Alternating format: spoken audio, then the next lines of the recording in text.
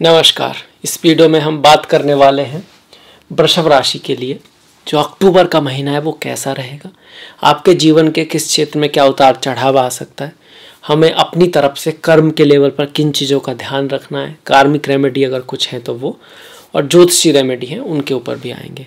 पर सबसे पहले हम देखेंगे कि कौन सा ग्रह किस भाव में है, किस राशि में है, और उसके अनुसार गणना करेंगे हम, है ना।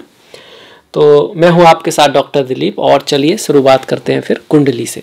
तो ये आपकी कुंडली है गोचर की, एक आपकी जन्म कुंडली है जो आप लेकर आए हैं, वो उसमें आपका प्रारब्ध लिखा है। हम बात करें ओवरऑल जो फिलहाल वृषभ राशि की जो गोचर चल रहा है वो क्या कहता है। जन्म कुंडली में रियल प्रारब्ध है और यहाँ से एक इंडिकेशन मिलता है कि किस राशि के लिए कैसा समय हो सकता है। ये मंगल आप देख सकते हैं आपके प्रथम भाव में बैठा हुआ है 15 तारीख तक मंगल महाराज, और उसके बाद वो आपके द्वितीय भाव में जाएंगे। तो अगर कहें तो इस महीने जो परिवर्तन होगा तो मंगल आपके द्वितीय भाव में जा रहे हैं, यहाँ तो पहले से ही चल रहे हैं। इसके बाद द्वितीय भाव में कौन सी राशि है, मिथुन राशि में मंगल जाएंगे। तीसरा चौथा भाव खाली है। पंचम भाव में कन्या राशि में बुध हैं, सूर्य हैं और शुक्र हैं अभी फिलहाल में, अक्टूबर की शुरुआत में। और उसके बाद सूर्य जो है 17 तारीख को तुला राशि में जाएंगे, शुक्र जो है 18 तारीख को तुला राशि में जाएंगे, बुध महीने के एंड में 26 तारीख को तुला में जाएंगे। इस तरह से तो बुध को हम यहीं रखेंगे और शुक्र को भी यहीं रख लेते हैं, सूर्य को इधर दिखा देते हैं हम लोग। परिवर्तन जो होगा वास्तव में शुक्र और सूर्य का होगा, बुध का एंड में हो रहा है तो अगले महीने एक तरह से चला जाएगा। और केतु पहले से ही यहाँ पर गोचर कर रहे हैं तुला राशि में छठे भाव में आपके। चंद्रमा महीने के शुरुआत में आपके सप्तम भाव में रहेंगे वृश्चिक राशि में, पर बहुत तेजी से गति करते हैं, हर ढाई दिन में एक राशि चल देते हैं, तो उनको दिखा पाना कि वो कहाँ रहेंगे बड़ा मुश्किल है। पर हाँ, शुरुआत में यहाँ पे दिखाई देंगे आपके। शनि जो है वक्री होकर भाग्य के भाव में गोचर कर रहे हैं अपनी ही राशि में। और गुरु की बात करें तो वो एकादश भाव में आपके लाभ भाव में अपनी ही राशि में वक्री होकर गोचर कर रहे हैं। और लास्ट भाव 12th हाउस द्वादश भाव में जो है आपके राहु गोचर कर रहे हैं मेष राशि में। तो ये है हमारे ग्रहों की स्थिति। अब आ जाते हैं रिजल्ट के ऊपर। देखिए रिजल्ट में जो परिवर्तन है इस महीने, जो परिवर्तन आ रहे हैं उनमें से आप कह सकते हैं कि बुध और शुक्र का लक्ष्मी नारायण योग आपका बना हुआ है।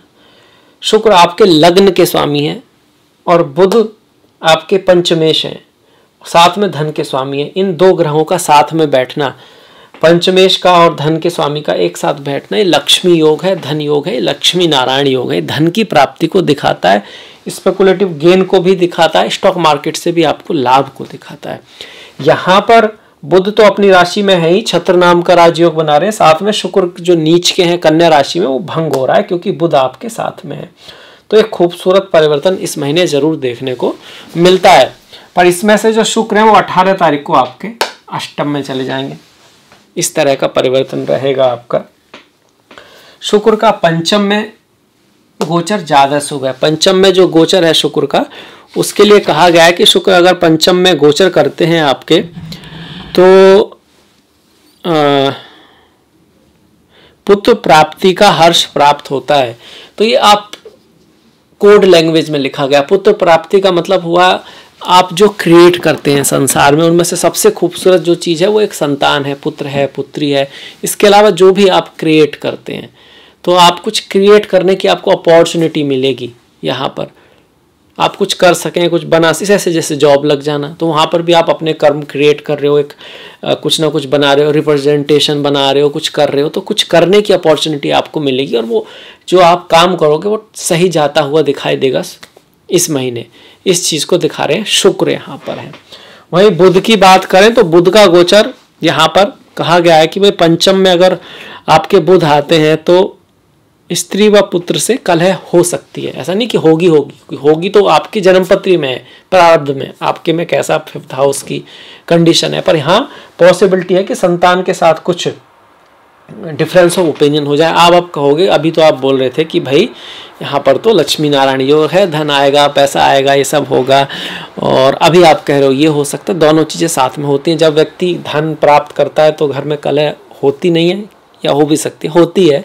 और फैमिली लाइफ में आपस में अगर प्रेम है भी तो किसकी ऐसी शादी की लाइफ है जिसकी हर दिन मतलब प्रेम चलता ही रहता है। आज थोड़ा झगड़ा होता है, कल फिर ज़बरदस्त प्रेम भी होता है और ऐसा लगता है कि 7 समुंदर पार एकदम साथ जाने वाले हैं और कुछ होने नहीं वाला, पर 2 दिन बाद फिर से कुछ थोड़ा बहुत खटपट हो जाती है। तो दोनों चीज़ें साथ चलती हैं। ह्यूमन लाइफ बड़ी कॉम्प्लिकेटेड है, पर इन अ वे आप कह सकते हो कि हाँ, बुध शुक्र का गोचर मोस्टली अच्छा है। बुध 26 तारीख तक यहाँ पर है, शुक्र यहाँ पर आपके 18 तारीख तक है। 18 तारीख के बाद जब शुक्र तुला राशि में जाएंगे, छठे का स्वामी छठे में जाएगा, तो आपको विजय दिलाएंगे कंपटीशन के थ्रू, युद्ध के थ्रू, लड़ाई के थ्रू। अभी लड़ाई के थ्रू विजय कहीं ना कहीं ठीक भी है, थोड़ा सा प्रॉब्लम भी है कि लड़ाई के थ्रू विजय मतलब किसी से कुछ बहसबाजी हो सकती है। यहाँ पर स्वास्थ्य में आपके सुधार आएगा। अगर सूर्य की बात करें तो सूर्य जो है चतुर्थ के स्वामी होकर आपके छठे भाव में जा रहे हैं। इससे पहले वो पंचम भाव में जा रहे हैं।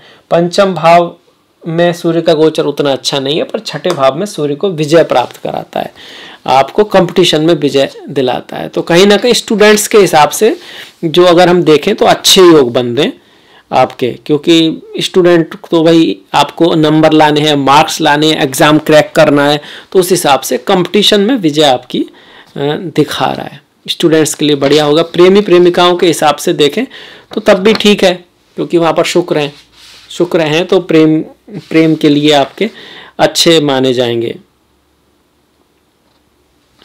इसके साथ साथ सूर्य यहाँ नीच के हो रहे हैं, तो माता के साथ कुछ वाद विवाद आपका हो सकता है। इस चीज को आप ख्याल रखें। और धन के मामले में थोड़ा एक्स्ट्रा खर्च भी यहाँ पर लेकर आएंगे सूर्य। इसके बाद केतु की अगर हम बात करें तो केतु का छठे भाव में गोचर अच्छा है, हर प्रकार के सुख देता है और फॉरेन अपॉर्चुनिटी आपको ले जा सकता है, बाहर ले जा सकता है, विदेश ले जा सकता है। आपका मन थोड़ा अपने कार्य से कम लगे, इसकी पॉसिबिलिटी है। वैसे भी वृषभ वाले बहुत हार्ड वर्किंग होते हैं, मेहनती होते हैं और आलसी भी होते हैं। अब ये दोनों चीज़ें एक साथ कैसे होती हैं? अगर उनके मन का जो काम मिल गया है, उनको लक्ष्य दिख गया, तब तो फिर वो बहुत मेहनत कर देते हैं। पर अगर उनको ऐसा नहीं है तो फिर वो थोड़ा आलसी हो सकते हैं। या फिर आप कह सकते हो अगर उनके घर में आप जाओगे, उनकी अलमारी वगैरह सब कुछ चेक करोगे तो उतना ज़्यादा वहाँ पर आपको बैलेंस नहीं दिखेगा। पर किसी पर्टिकुलर काम में जहाँ उनका इंटरेस्ट है वहाँ पर बहुत एफर्ट लगाते हैं, हार्डवर्क करते हैं, मेहनत करते हैं, प्रैक्टिकल होते हैं बहुत ज़्यादा और रिस्क लेते हैं। कब? जब पहले से ही पता हो कि भाई अगर ये रिस्क लोगे तो इसके बाद अगर चीज़ें बिगड़े भी तो हम क्या कर सकते हैं, तभी रिस्क लेते हैं, ऐसे रिस्क नहीं लेते। तो ये केतु का हो गया। अब इसमें देखिए, इनमें से अगर किसी की भी आपकी दशा महादशा चल रही है तो आपको उस ग्रह की रेमेडी करनी चाहिए। जैसे सूर्य की चल रही है तो सूर्य नमस्कार करना, सूर्य को जल देना। शुक्र की चल रही है तो स्त्रियों के प्रति ये हमेशा ही करना है, क्योंकि शुक्र लक्ष्मी को दिखाते हैं और माँ लक्ष्मी की कृपा किसको नहीं चाहिए, सभी को चाहिए। स्त्रियों के प्रति रेस्पेक्ट रखें। छोटी छोटी जो बच्चियाँ होती हैं उनके लिए कुछ आप कर सकते हैं। अपनी पत्नी है, बहन है, माता हैं, जो फीमेल्स हैं उनके साथ अच्छा बिहेव रखें। और इसके साथ साथ साफ सफाई का विशेष ध्यान रखें, गाय की सेवा करते रहें। आपके लिए तो बहुत ही ज़्यादा इंपॉर्टेंट है। क्यों है? सबके लिए तो है ही, पर आपके लिए और भी ज़्यादा है, क्योंकि आपकी तो राशि के स्वामी ही शुक्र हैं। तो आपकी कोई दशा महादशा कुछ भी हो, शुक्र की जो रेमेडीज हैं वो आपको मन से निस्वार्थ भाव से करनी चाहिए। अगर आप उनको सिर्फ रेमेडी की तरह कर रहे हो तो हो सकता है रिजल्ट ना भी मिले, और फिर अगर आप निस्वार्थ भाव से भी कर रहे हो तब भी कर्मंडे वाधिकारस्ते मा फलेषु कदाचन। हमारे अधिकार में सिर्फ कर्म ही है, एग्जाम की तैयारी करना ही है, अपना जो पाथ है वही है। रिजल्ट थोड़ा लेट भी हो सकता है, कई बार ना भी मिले तो कम से कम हम उससे बहुत कुछ सीखेंगे जरूर, और यहाँ नहीं तो वहाँ वो जरूर काम आएगा। और वास्तव में हम सीख रहे हैं या नहीं सीख रहे हैं इसका भी ध्यान रखना जरूरी है। कई बार ऐसे लोग होते हैं जो कहते हैं कि वो बहुत मेहनत कर रहे हैं, पर जब वो टाइम लगा के बैठते हैं, देखते हैं कि वो अपने लक्ष्य पर, अपने गोल के ऊपर कितना समय घंटे में देख रहे हैं, 24 घंटे में, तो पता लगता है यूट्यूब पे ज़्यादा बैठे, फेसबुक पे ज़्यादा बैठे, चैटिंग में समय ज़्यादा जा रहा है, और अपना जो काम है, जो रियल काम है, वो बैठने से ही तो नहीं, वहाँ पे कुछ अपने आप को अपग्रेड करना, वहाँ की कुछ नॉलेज जुटाना, उसके लिए कुछ करना, उसके लिए तो कोई बहुत ज़्यादा समय जा ही नहीं रहा। कुछ वहाँ पर परिवर्तन हम कर ही नहीं रहे हैं, पर लग रहा है कि सारा समय उधर ही जा रहा है। क्यों? क्योंकि हम अपना हिसाब ही नहीं रख रहे हैं। हिसाब सिर्फ पैसों का नहीं रखना है, दुनिया का नहीं रखना है, अपना भी रखना है, कर्मों का भी रखना है। तो उसको भी ध्यान में रखिए, तभी ग्रह आपका रिजल्ट दे पाएंगे। इसके बाद चंद्रमा। देखिए, चंद्रमा सप्तम भाव में दिखा रहा है। मन शुरुआत में महीने के शुरुआत में आप कह सकते हो कि पत्नी के साथ प्रेम भाव बढ़ेगा, कोई दिक्कत नहीं है। चंद्रमा सप्तम में अच्छा करते हैं, मन थोड़ा चंचल रह सकता है, कोई यात्रा वगैरह आपकी हो सकती है, आपका स्पाउस भी किसी यात्रा के लिए जा सकता है। सप्तम भाव का स्वामी मंगल है, जो कि शुरू में यहाँ पर रहेगा, तो पहले 15 दिन ना लड़ाई झगड़े से बचना है, गुस्से से बचना है, क्रोध से बचना है। वैसे मंगल के गुण नहीं है, आप समझो कि मंगल आ गया है तो भाई मंगल लड़ाई झगड़ा कराता है, गुस्सा दिलाता है, ऐसा नहीं है। जब मंगल कुंडली में अशुभ होता है तब ऐसा होता है। पर गोचर में ऐसा कहा गया है कि गोचर में जब प्रथम भाव में हो तो थोड़ा सा आप कहा गया है कि देखिए अपनों से थोड़ा दिक्कत आ सकती है, अपने मतलब पत्नी होगी, माता पिता हो गए, उनसे बहस हो सकती है, पित्त के विकार हो सकते हैं, और शरीर में गर्मी बढ़ती है, और जैसे गैस्ट्राइटिस हो गया, किसी की स्किन पे कुछ आ सकता है। जो पित्त का बात पित्त कफ है ना, उसमें से पित्त जो है कुपित होने की संभावना हो सकती है, सर दर्द वगैरह हो सकता है, थोड़ा सा अपने आप को उदासी फील कर सकते हैं, दुख फील कर सकते हैं जब मंगल लग्न में हो तो।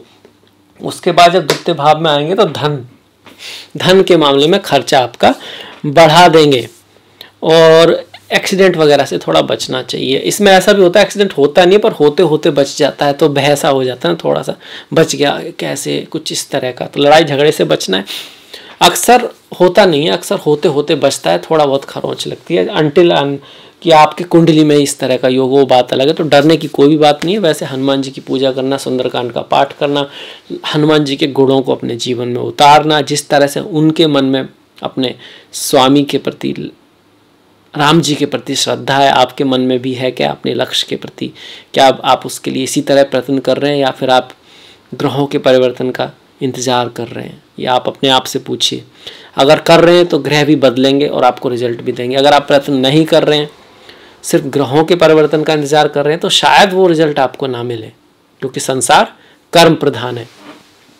मंगल की जो दृष्टियां यहाँ से पंचम भाव पर, अष्टम भाव पर और आपके नवम भाव पर रहेगी, तो पढ़ाई लिखाई में एफर्ट करेंगे, हार्डवर्क करेंगे, मेहनत करेंगे। स्टूडेंट्स के लिए महीना ठीक ही है, वो प्रयास करने वाले हैं।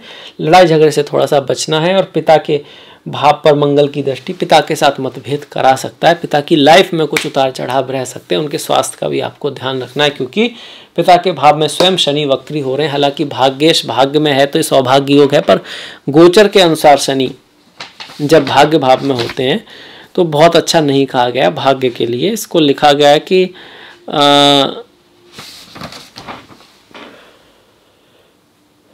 शनि नवम भाव में गोचर करें तो दरिद्रता, धर्माचरण में विघ्न, पिता के सम्मान में किसी कमी को आप कह सकते हैं, किसी बुजुर्ग की मृत्यु हो सकती है, ये सब। अब इसको देख के डरना बिल्कुल नहीं है, क्योंकि हमारे उसमें ना कोड वर्ड में बातें कही गई हैं। फिर उन्होंने दूसरी तरफ लिख दिया, अगर जन्मपत्री में शनि अच्छे हैं और उनको अष्टक वर्गा में अच्छे पॉइंट मिले हैं, तो फिर वो कहीं भी गोचर करें आपको ठीक ही परिणाम देंगे।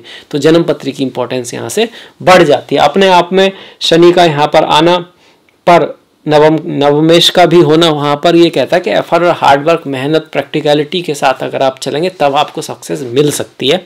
अब चूंकि वक्री चल रहे हैं तो नई चीज़ें ट्राई ना करें इस समय में, पुरानी चीज़ों से ही आपका भाग्योदय होगा। और पिता के प्रति, माता के प्रति, अपने से बड़ों के प्रति सम्मान अवश्य रखें, अपने पूर्वजों के प्रति रेस्पेक्ट रखते रहें यहाँ पर, क्योंकि 1, 5, 9 ये धर्म त्रिकोण होता है। इसमें से पहला भाव आपको दिखाता है, पंचम भाव आपकी संतान को, नवम भाव आपके पास्ट को, आपके पूर्वजों को। और चूंकि एक दूसरे से जुड़े हुए हैं तो ये कहना चाहता है कि आपके पूर्वजों के कर्म आपके साथ हैं और आपके कर्म आपकी संतान के साथ हैं। आप अच्छा करोगे तो आपकी संतान को भी कहीं ना कहीं लाभ होगा। डायरेक्टली तो है, इनडायरेक्टली भी आपके कर्म उधर जाते हैं। इसी तरह जब आपके उधर जा रहे हैं तो आपके पूर्वजों के कर्म भी आपके पास आएंगे ही। तो अपने पितरों के प्रति भी रेस्पेक्ट रखना, उनके नाम से दान पुण्य करते रहना। अगर शनि आपकी कुंडली में बहुत अच्छे नहीं चल रहे हैं तो वो भी एक तरह की रेमेडी फिलहाल में होगी इस महीने के लिए। इस महीने के लिए क्या, जब तक शनि यहाँ पर हैं, जो कब तक है, 18 जनवरी अराउंड 2023 तक। शनि यहाँ से आपके लाभ को थोड़ा रोकेंगे, यात्राएं थोड़ी कराएंगे, पर छोटे भाई बहनों से कुछ मिसअंडरस्टैंडिंग करा सकते हैं, शत्रुओं के आपको नाश करेंगे, पर स्वास्थ्य का आपको ध्यान रखना होगा। कंपटीशन लाइफ में बढ़ा हुआ रहेगा। क्या रेमेडी कर सकते हैं? माँ काली की पूजा, ज्योतिषी रेमेडी जो है, और हनुमान जी की पूजा बहुत बढ़िया है। बांसुरी का दान भगवान कृष्ण के मंदिर में भी शनि की एक बहुत अच्छी रेमेडी है। इसके साथ साथ गरीब लोग हैं उनके साथ अच्छा बिहेव रखें, उनकी कोई रेस्पेक्ट से, जितना आप कर सकते हैं ना, उतना दिल से जितना कर सकते हैं उतनी सेवा करें। ऐसा भी नहीं कि आप ज़्यादा ही सेवा कर रहे हैं और रिजल्ट नहीं आ रहा, फिर परेशान है, तो उस सेवा का कोई मतलब नहीं रहा, वो सेवा ही नहीं हुई, वो तो बिजनेस टाइप हो गया। सेवा तो वो होती है इसे करके भूल जाते हैं हम। मन किया, किसी को चोट लग गई, उसकी हेल्प की और खुशी महसूस होती है। ये नहीं सोचते उससे क्या रिजल्ट आएगा, ये नहीं बताते कि मैंने उसकी हेल्प की थी, अब क्या होगा क्या नहीं। वो आपका कर्म होना चाहिए, आपकी प्रवृत्ति के अनुसार आना चाहिए, दिल से आना चाहिए, तब उसका रिजल्ट आपको मिलेगा। अब आ जाते हैं गुरु के ऊपर। देखिए गुरु भी वक्री है पर एकादश भाव में, एकादश भाव में गुरु का गोचर किसी तरह से कट भी नहीं रहा है, मतलब वो अपना शुभ फल दे पाएंगे। और एकादश भाव में गुरु का गोचर हमको धन देता है, पैसा देता है, अल्टीमेटली हमारे नेटवर्क सर्किल को बड़ा करता है। बाकी अगर हम एग्जैक्टली किताब से पढ़ें तो लिखा है मान सम्मान की प्राप्ति होती है और आपको रेस्पेक्ट मिलती है सोसाइटी में, अवार्ड्स वगैरह मिल सकता है, कोई इनाम वगैरह मिल सकता है, और वो किसी काम के लिए ही बनेगा, मिलेगा तो फिर काम में भी वृद्धि हो सकती है, या प्रमोशन वगैरह होता है तब भी व्यक्ति को रेस्पेक्ट मिलती है, समाज में नाम मिलता है, वो इस चीज़ को दिखा रहा है। पर चूंकि गुरु वक्री चल रहे हैं तो ये चीज़ें भी थोड़े से अड़चन के बाद होगी। आपको लगेगा मिलना चाहिए मिलना चाहिए, नहीं मिलेगा नहीं मिलेगा, फिर मिल जाए, कुछ इस तरह से। गुरु की दृष्टि यहाँ से देखें तो गुरु की 3 दृष्टियाँ होती हैं, 7वीं 5वीं और 9वीं। तो 5वीं 1 2 3 4 5 तृतीय भाव पर है। छोटे भाई बहनों के साथ जो सुधार होगा कहीं ना कहीं, गुरु ऐसा दिखा रहे हैं। अब शनि थोड़ा दूरी दिखा रहे थे उनसे, तो गुरु शनि मिलकर कहीं ना कहीं एक तरह का बैलेंस आ जाएगा। पर अगर आप किसी मीडिया से जुड़े काम में हैं, डिजाइनिंग से, क्रिएटिविटी से जुड़े हुए काम में हैं आप, तो फिर आप कमाल कर जाएंगे, क्योंकि गुरु शनि की संयुक्त दृष्टि जिस भाव पर पड़ती है वहाँ पर कुछ बड़ा किया जा सकता है। यात्राएं अगर करना चाहते हैं तो वो पॉसिबिलिटी यहाँ से आपकी बनेगी। गुरु की सीधी दृष्टि पंचम भाव पर है। पढ़ाई लिखाई, स्टूडेंट, प्रेमी प्रेमिकाओं के मामले में महीना अच्छा है। जो पति पत्नी है, जो पहले से रिश्ते में है बहुत दिनों से, वहाँ थोड़ा आपको ध्यान रखना होगा।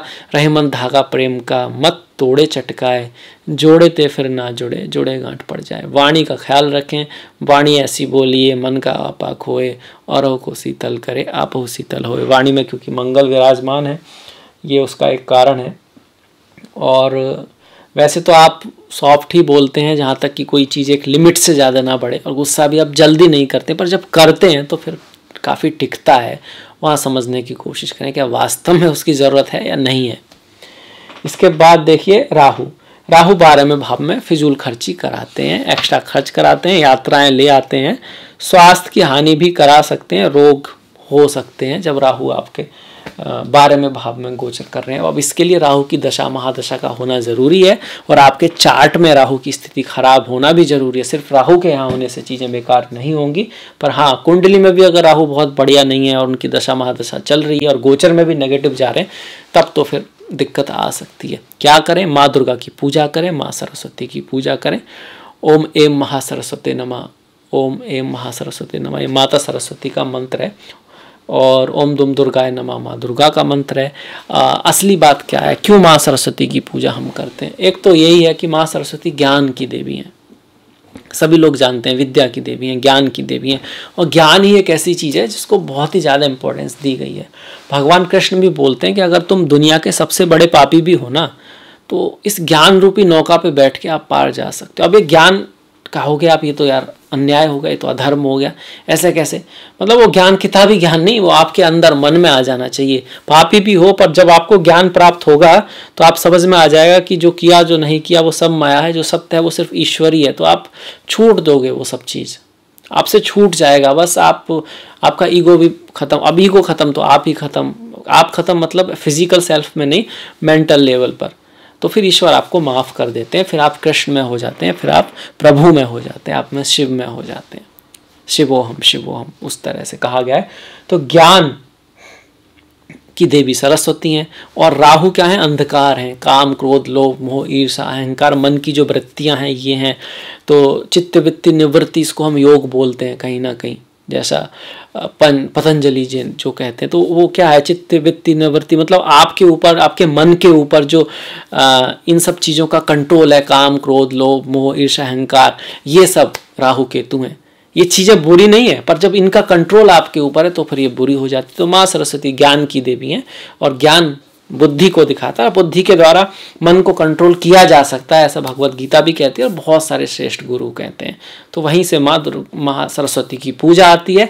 माँ दुर्गा की बात करें तो सिंह वाहन पे जो सावर करने वाली एक है माँ दुर्गा। सिंह हमारी अंदर के जानवर या आपकी इन्हीं नेगेटिव क्वालिटी को दिखाता है, उसको जो कंट्रोल करने में सक्षम है या कराने में सक्षम है वो माँ दुर्गा है। तो वहाँ से भी दुर्गा का कॉन्सेप्ट आता है। फिर राहु केतु को हम असुर मानते हैं, तो वो महिषासुर मर्दिनी है, असुरों का विनाश करने वाली है, वहाँ से भी माँ दुर्गा की पूजा यहाँ पर आती है। तो इसलिए हम इनकी पूजा करते हैं। ये थोड़ा समझने के लिए कॉन्सेप्ट है आपका। अब ये राहु का भी हमारा गोचर हो गया, सारे ग्रहों के गोचर आ गए। अब आ जाते हैं त्योहारों की तरफ, और इस महीने में त्योहार बहुत सारे हैं। सबसे पहला गांधी जयंती है 2 अक्टूबर की, राष्ट्रपिता महात्मा गांधी का जन्मदिन है, पर इसी दिन साथ में शास्त्री जी का भी जन्मदिन है। इसके बाद 3 तारीख को दुर्गा महानवमी है, जो 9 दुर्गे चलेंगे शरद नवरात्रे, उनकी नवमी तिथि जो है 3 तारीख को है। 4 तारीख को लास्ट डे हमारा 9 दुर्गे का हो जाएगा और 5 को हमारा दशहरा है। इसके बाद 13 तारीख को करवा चौथ है और 22 तारीख की धनतेरस है, और उसके बाद 24 की दिवाली है। तो माँ लक्ष्मी की कृपा आपके ऊपर रहे, आपके जीवन में घर में धन संपत्ति आए और साथ में ही प्रेम आए, सेवा आए, भक्ति आए, आपके जीवन में सुख आए। तो ये सारी कामना मैं आपके लिए करता हूँ दीपावली पर। इसके साथ साथ 25 तारीख का गोवर्धन है, 26 तारीख की भाई दूज है और 30 तारीख को छठ पूजा है। तो बहुत ही सारे त्यौहार इस महीने में है, ये महीना ही त्योहारों का है। इसके बाद आपका व्रत तो है ही, जैसे कि पूर्णिमा का व्रत आपका 9 तारीख का है, 6 तारीख की पाप अंकुशा एकादशी है, 21 तारीख की आपकी रामा एकादशी है और 7 और 22 का प्रदोष व्रत है, 23 तारीख की शिवरात्रि है, चिदानंद रूपा शिवोहम शिवोहम। 13 तारीख की संकष्टी है, गणेश जी का त्यौहार है कहीं ना कहीं। और बहुत सारी आपकी मन की इच्छाओं से पुत्र प्राप्ति के लिए संकष्टी का करते हैं हम लोग। बिजनेस में कुछ ऑब्स्टिकल आ रहे हैं तब भी संकष्टी का व्रत करते हैं। बुध की समय बहुत ठीक अच्छा नहीं है तब भी है। केतु बहुत बढ़िया का वर्क नहीं कर रहे हैं तब भी आप संकष्टी का व्रत कर सकते हो। 25 तारीख को कार्तिक अमावस्या है और 17 तारीख की तुला संक्रांति है। सूर्य का जो परिवर्तन होगा यहाँ से यहाँ पर, ये आपका 17 तारीख को हो गया। संक्रांति और अमावस्या पितरों से पूर्वजों से जुड़े हुए हैं। ये दोनों ही दिन दान पुण्य साफ सफाई आदि के लिए बहुत बढ़िया माने जाते हैं। अमावस्या का दिन मौन व्रत रखना भी बहुत अच्छा माना गया है, इससे मन पवित्र होता है ऐसा कहते हैं। और वैसे भी मौन व्रत में आप ऐसा नहीं कि आप पूरे दिन मौन व्रत, पहले 5 मिनट फिर 10 मिनट आप शांति रहोगे थोड़ा सा, तो कहीं ना कहीं अपने बारे में सोचोगे, आत्म अध्ययन करोगे, आत्म मंथन करोगे, और उसकी हमारे पास अक्सर कमी रहती है इस आजकल के समय में। उस लहजे से भी ये त्यौहार बहुत ज़्यादा महत्वपूर्ण हो जाते हैं। तो ये था मेरी तरफ से वृषभ राशि का फल, जो मासिक फल है अक्टूबर के लिए। आई होप इससे आपको कुछ सीखने को भी मिला होगा। अगर आपको अच्छा लगा है तो प्लीज़ लाइक कीजिएगा, शेयर कीजिएगा जितना आप कर सकते हैं, और घंटी वाला जो बटन है उसको दबाना मत भूलिएगा। आपका सहयोग बहुत महत्वपूर्ण है, उसको इसी तरह से बना के रखिएगा। मैंने डिस्क्रिप्शन में लिंक दिया इंस्टाग्राम आदि का, तो प्लीज़ फॉलो, प्लीज़ लाइक। आपसे मुलाकात होगी नेक्स्ट वीडियो में, तब तक के लिए अपना ख्याल रखें, अपनों का ख्याल रखें, सभी का ख्याल रखें। नमस्कार।